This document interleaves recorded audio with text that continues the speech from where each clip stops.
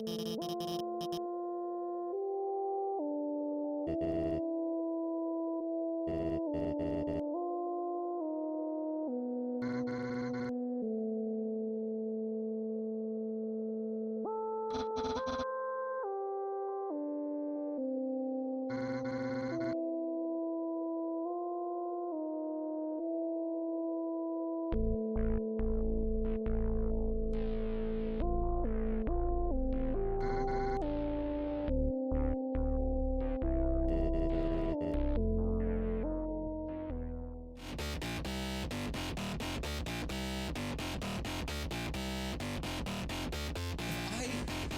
I chop you up in a meat grinder, and the only thing that comes out that's left of you is your eyeball, I'm probably dead.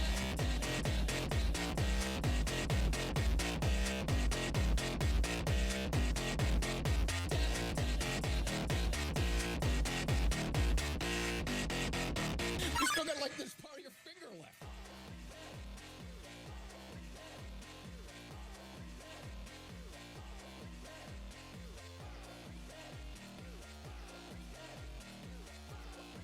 If somebody were to like push you into a meat grinder.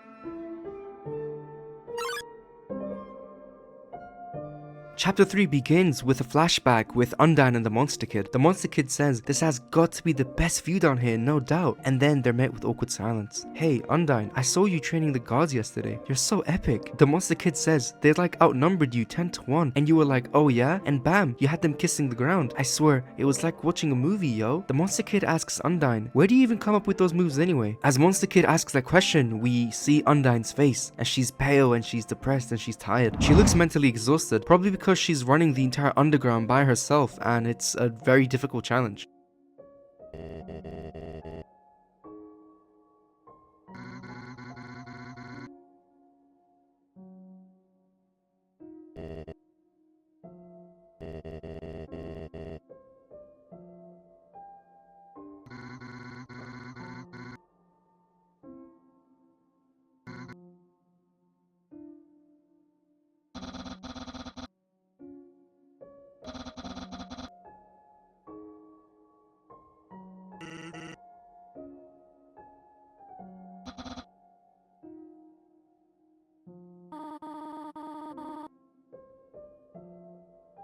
Undyne says, you think so, huh? Oh, what I mean is, what I'm talking about. Being a queen isn't all that bad. How about some ice cream? My treat. Monster Kid says, alright, and Mettaton comes along. Oh, it's horrible. Horrible. Undyne, you must come to the core at once. Doom is upon us. And Mettaton looks destroyed. This probably is because Frisk was the one who did it. I mean, Undyne says that Frisk is a murderer and that human is dancing above our heads. Undyne says jokingly, Alphys out of noodles again? And Mettaton says, oh, go on, laugh it up. But when you see why I'm here, that will end. And the panel ends like that. The next panel begins with Undyne saying, what? How could the core, our single inexhaustible source of power, run out of power? Huh, what does this mean for us? Talk to me, Alphys.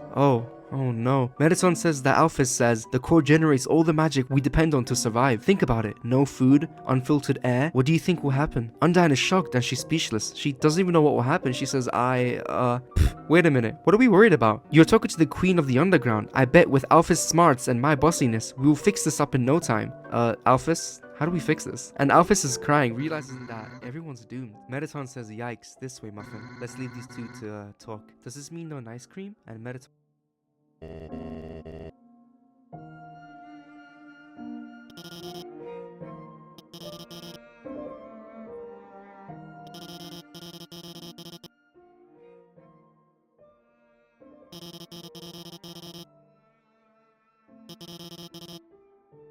head, and Undyne says, what? Nothing? After everything, you're not even going to help? Undyne finally snaps and says, fine, be useless. I do so much for you, and this is the thanks I get? Undyne starts sobbing and says, I should have known that you wouldn't care. I'll handle myself. Undyne walks away home and she writes a letter for every monster. She says, attention to all monsters. Unfortunately, the core has reached a temporary malfunction due to the overuse, but do not panic. Everything is under control. I must gather a council to expedite the repair. Please meet me at the Hotland lab if you are a nerd with prior core knowledge.